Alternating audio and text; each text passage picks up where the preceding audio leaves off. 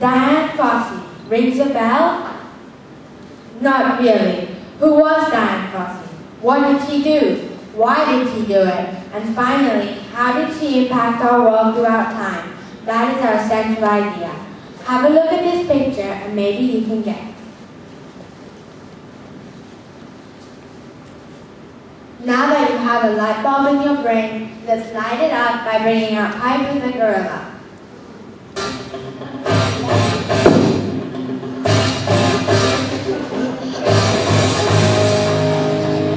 Hello, Piper. Welcome. Tell me a little bit about your background. Well, I'm one of the 786 mountain gorillas that can only live on the northeastern borderline from Congo to Rwanda. I know it's a small number, but that's just because of the poachers. What do you mean, the poachers? Well, the poachers often aid fast for us to get stuck in, or they just stab us with spears and shoot us with guns. They want our hands, head, feet, and sometimes our heart, mainly for collectors. But then Dian Fossey opened the Gorilla Fund, now known as the Dian Fossey Gorilla Fund International. It raises over $5 million every year to hire guards for them to remove traps, and stop poachers from coming in. Dian Fossey saved us. We owe our lives. Did Dian Fossey have any favorite gorillas? Yes, that was Digit. Digit was called Dian's beloved, and that name suited him well. But she loved all of us though. When Digit was found without his head, feet, hands, or heart, something was wrong. Digit was gone. Do you know why she decided to work with the mountain gorillas? As I said, there were only 300 of mountain gorillas when she was 6. When her stepparents got divorced, she was allowed no more than a goldfish. When the goldfish died, she was allowed no more pets. She was over 6 feet when she was 14. She was uncomfortable around humans. She preferred animals. Thank you for your time, Piper.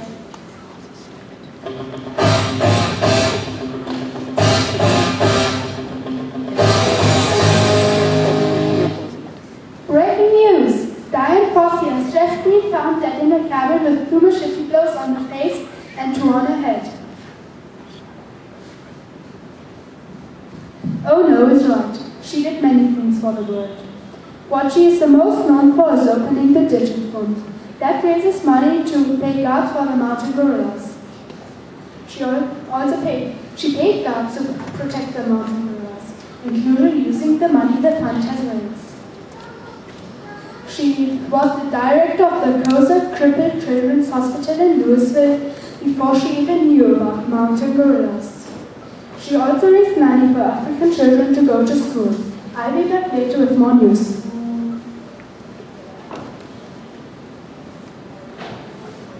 So you may be wondering, who cares? So what if Dian Fossey helped mountain gorillas? Why should anyone care? Well, I'll answer that. All of you have the ability to feel safe and secure wherever you are. These gorillas live in fear that they are going to be hunted by the poachers. Also, she helped African children go to school. She helped them get the same experiences we get. Lastly, she helped crippled children walk again. So you should definitely care. Nowadays, killing mountain gorillas is illegal. If you do kill a mountain gorilla, you will be arrested and in some cases hung. The infamous poacher, Muniyar Kiko, was the one who killed Digit and sold his body parts for only $20 American. Here's what a mountain gorilla looks like. They are very large animals and can weigh 135 to 220 kilograms. They may be very big, but they're also very gentle and loving. When they're angry, though, they beat their chests and shout. They are herbivores. The chart over here shows that before Dian Fossey decided to help, there were only 300 left. Now, however, there are 786. That means she has helped so much it has increased by almost 3 times.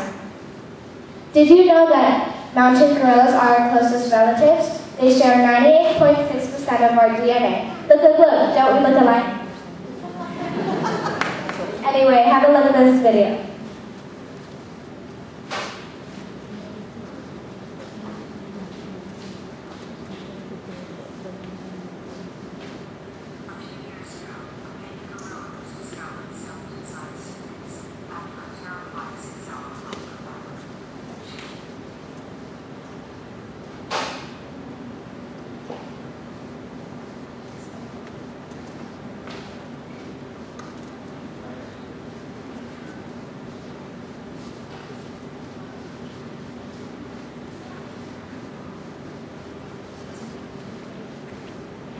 trafficking, and habitat destruction continue to threaten these gentle creatures.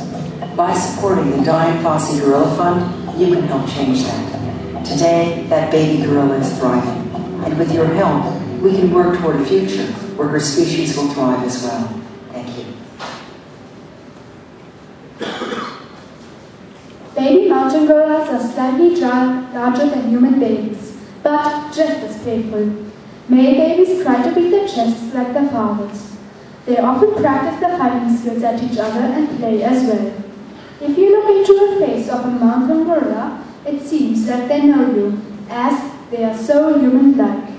They almost eat like ourselves too, only their favorite snacks are bamboo shoots, stick grass, and the water that comes out of the thistle. Diane Fossey got people interested in her charity by traveling around the world and giving lectures. She also published a book, Gorillas in the Mist, that got turned into a movie. She connected to the poachers because she stopped their work, as they call it. The local community of Karisoke, Rwanda, the Congo, and Uganda all earn so much money because of all the global tourists. Here comes Adrian with more news. Hi, I'm back with more information. As we mentioned, she loved animals. When she found out about the mountain gorillas, she wanted to help. She traveled to Africa and went to Rwanda. When she found a spot where she wanted to set up a tenting spot, she looked in one way and saw the mountain Karisumi. When she looked into the other way, she saw the mountain Bizo. Out of those two names, she formed the name Karisoku for a tenting spot. Well, I found out more information. You know how there's 786 mountain gorillas? Well, I found out that there are only 8 groups of them. Only fully grown male silverbacks can form new groups from gorillas from other groups. Digit was a fully grown male silverback and was about to make a new group, but his death stopped all of that. As I mentioned, the first time she went to look for the mountain gorillas, she spent such a long time looking, but didn't have any luck till the very, very end of the trip to Rwanda. Then she saw some. She pretended to eat a leaf so that the gorillas won't be scared. Day after day, the gorillas gave her all their trust, but the first gorilla that did that was Digit. Now we will share some sad and humorous stories. As they said in the video, there was a 6-month-old gorilla stuffed in a suitcase. She was suffering overeating, dehydration, and malnutrition. She was actually found by smugglers, and when they found her, they were so surprised with their findings that they reported it to the authorities. From there, she was taken care of and brought back to her home and back to her family. Another sad story is that there is a 39-day-old gorilla who was born on April 15, 2011. Her name is Nakasi. Her mother was shot in the back of her head by poachers. The baby did not let go of her mother's body for hours after she was shot. When the park rangers saw the sad sight, they spent even more hours trying to separate them. Once they finally succeeded, the baby refused to eat for days. However, Nakasi is getting healthier, drinking human baby formula, but she only started eating by being hypnotized with a banana. Nakasi is much healthier now, but still not ready to go back to the wild. However, she will be very soon, but she could have lost her life, all due to the poachers. I also have a story to tell you, but this time it's a happy one. A few hikers went hiking in the Virunga Mountains when they came across a group of silverbacks.